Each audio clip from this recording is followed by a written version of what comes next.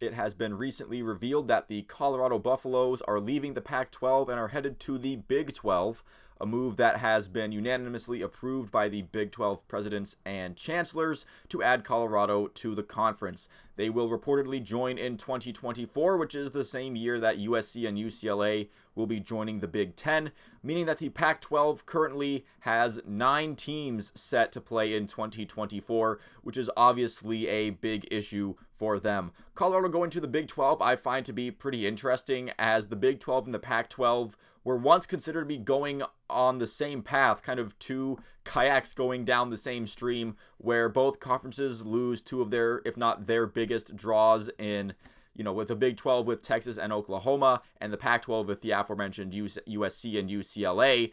Seemingly, they're both going to be left behind by the rapid-fire changes occurring in the college football landscape.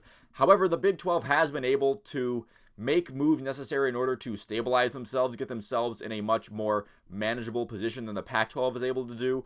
The Big 12 has landed the kind of TV deal that the Pac-12 just hasn't been able to secure, which honestly could be a major factor into what led to Colorado's decision recently. There are reports that some of the Pac-12 games are going to be broadcast on weekdays on the CW, which let me tell you, that is not a good state to be in if that is a legitimate offer floated across your front desk if you're the Pac-12 commissioner.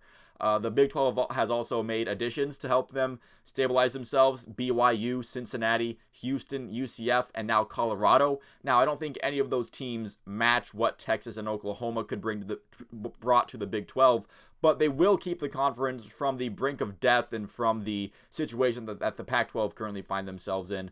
Now, you have to expand if you're the Pac-12, but honestly, the pool of candidates isn't exactly all that encouraging. San Diego State could be an obvious candidate, but they now have a $34 million exit fee after losing a power struggle with the Mountain West, which obviously I think the Pac-12 and San Diego State could scrape up together $34 million to make that work. But is that something they really want to do, considering the other options out there? SMU has been brought up, which, I mean, fine, I guess. SMU, it is a name you can bring in. You can point to some of the heritage and the history that SMU has as a football program. I don't think in 2023 it's going to bring too many more new eyeballs onto your Pac-12 product, especially if it's thrown on the CW. Maybe they go after Colorado State. I mean, it is another team from Colorado. Maybe they can just pretend that they swapped Colorado for Colorado State and call it a day. Maybe they get more than one of these teams. There are candidates out there. You can go into the group of 5 schools and poach some teams and get some new logos and some new branding out there. But honestly, it is a bit of a tough spot for the Pac-12 to be in. It will be really interesting to see how they handle this moving forward.